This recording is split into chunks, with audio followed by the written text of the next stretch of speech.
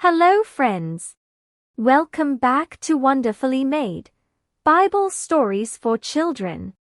Last time, we heard how Jacob was tricked into marrying Leah when he really wanted to marry Rachel.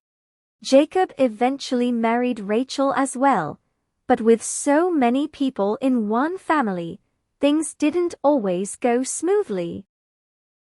Today, we'll hear about how Jacob's family grew and the trouble that came when jealousy took over. Today's lesson is from Genesis 29 and 30. Are you ready? Let's begin.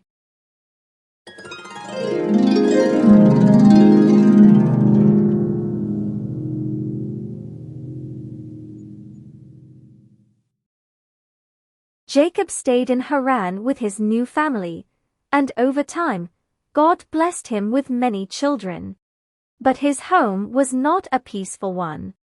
Jacob loved Rachel more than Leah, which made Leah feel sad and left out.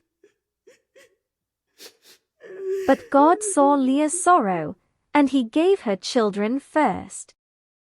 Leah had a son named Reuben, then Simeon, then Levi, and Judah. Each time she hoped that Jacob would love her more, but he still cared more for Rachel. Rachel, however, had no children, and this made her very jealous of Leah. One day, she said to Jacob, "Give me children, or I will die." But Jacob reminded her that only God could give children. Rachel watched as more sons were born into the family: Dan, Naphtali, Gad, Asher, Issachar, and Zebulun. She must have wondered, will God ever give me a child?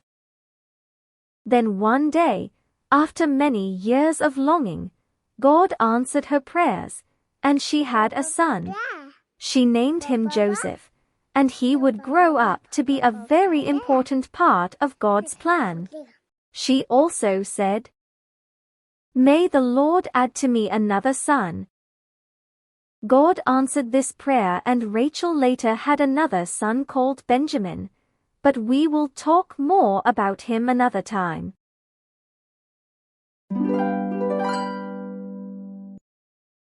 Wow! What a big family! But did you notice how jealousy caused a lot of problems? Even in the midst of these family challenges, God continued to work in Jacob's life. This story reminds us that his blessings are given in his own time and that every person is precious. Though the family sometimes struggled with jealousy and misunderstandings, God's promise remained true for Jacob's household. Let's think about a few things together. Have you ever felt left out or wished you were treated more fairly? What can you do when you feel jealous or hurt? How can we show kindness to others even when we're upset? We can learn from this story that even when our hearts hurt, we can trust God to take care of us and to work all things out for our good. God's love is greater than our mistakes and feelings. Thank you for joining me today as we learned about the challenges in Jacob's growing family. Next time, we'll see what happens when Jacob decides it's time to leave Haran, and how his next journey brings even more surprises and lessons from God. Until then, remember, you are wonderfully made. Bye for now.